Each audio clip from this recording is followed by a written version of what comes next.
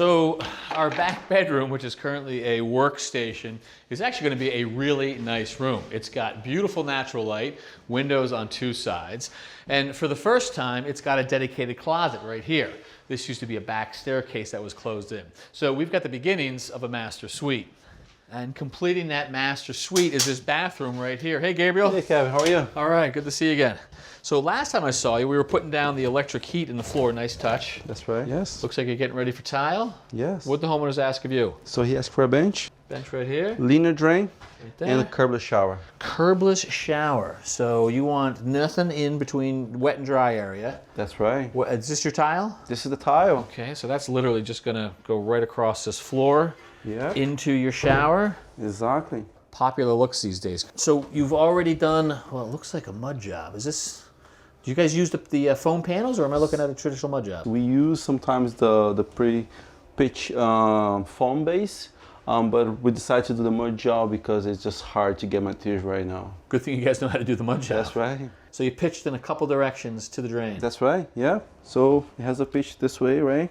And a little pitch to that corner right there. Yep. Beautiful. All right, this will run on top. And then for your waterproofing, how are we doing that? So we're gonna use the waterproofing membrane to waterproofing the entire shower floor. We're ready to do that? Yes, I am. Yeah. Let's get to work. Okay. Looks like you did a little bit of work on this already. That's right. So I pre-cut the membrane and lay out in place first. We've used membranes like this before, and as I understand it, the fabric has microscopic holes, and they're so small that water can't pass through it.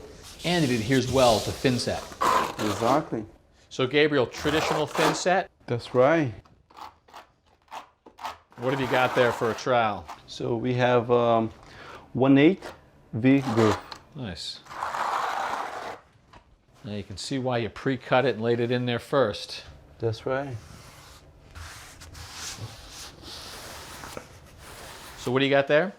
It's a ground float made of rubber, so we don't damage the fabric.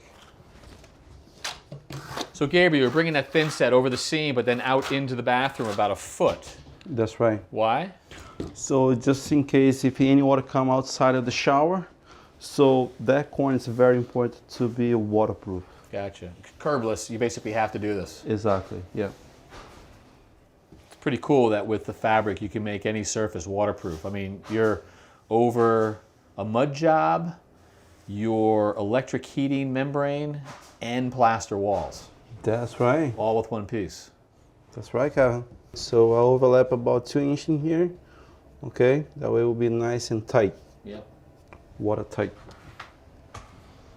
So that's a corner piece that the manufacturer provides. You like those? I like, Kevin. You make it so easy to seal 100% that corner right there. That's very important.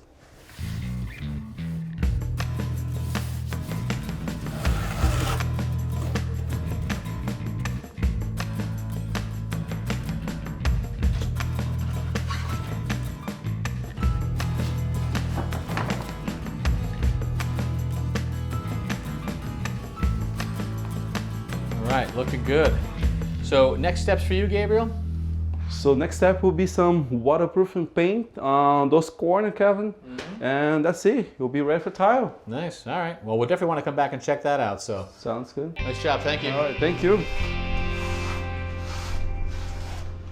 Thanks for watching.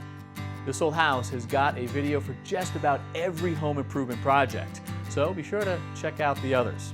And if you like what you see, click on the subscribe button to make sure that you get our newest videos right in your feed.